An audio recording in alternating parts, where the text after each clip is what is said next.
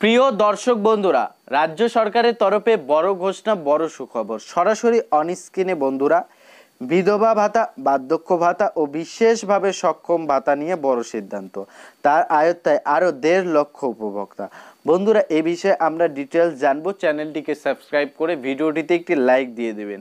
বন্ধুরা, নতুন করে কিন্তু আরও নাম ওঠাতে পারবেন যারা যারা বয়স্ক ভাতা, বিধবা ভাতা এখনো পর্যন্ত সুবিধা পান না, 1000 টাকা করে মাসে মাসে পান না, তারা কিন্তু এবারে আবেদন করতে পারবেন। কেননা নতুন করে কিন্তু আরও নাম তোলার কাজ শুরু হয়ে যাচ্ছে।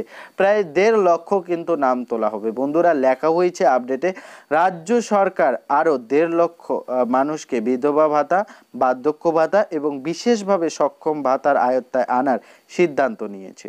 বন্ধুরা, রাজ্যের পঞ্চায়েত দপ্তরের সমস্ত জেলা শাসকদের সঙ্গে অনলাইন বৈঠক করে দ্রুত অপেক্ষার তালিকায় থাকা নাম থেকে যোগ্য উপভোক্তাদের বাছাই করতে বলা হয়েছে।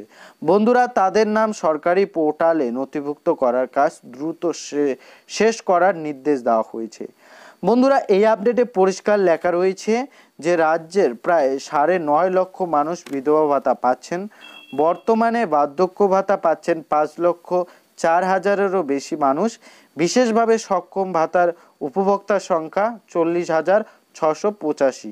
অথচ 3টি বিভাগ মিলিয়ে 16,48,649 জনকে ভাতা দেওয়ায় কেন্দ্রীয় অনুমোদন রয়েছে।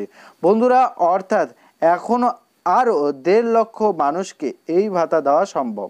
বন্ধুরা, সে কারণে দ্রুত এই তালিকায় প্রস্তুত করার নির্দেশ দেওয়া হয়েছে বলে পঞ্চায়েত দপ্তর সূত্রে জানা গিয়েছে।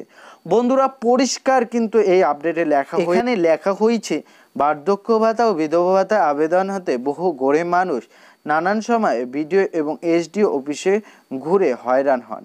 তাদের দ্রুত সুরাহা দিতে পঞ্চায়েত দপ্তর এই বিষয়ে সব জেলার প্রশাসনের তৎপরতা চায়।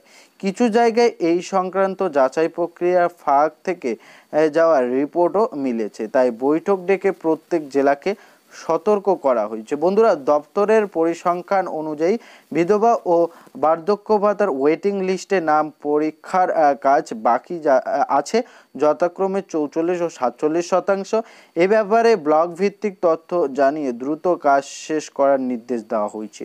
বন্ধুরা, ওয়েটিং লিস্টে থাকা বয়স্ক ভাতা, বিধবা ভাতা ও বিশেষভাবে সক্ষম ভাতাতে যারা ছিলেন তাদের কিন্তু নতুন করে পোর্টালে নথিভুক্ত করে তাদের কিন্তু আবারও তাদের সুবিধা দেওয়া হবে।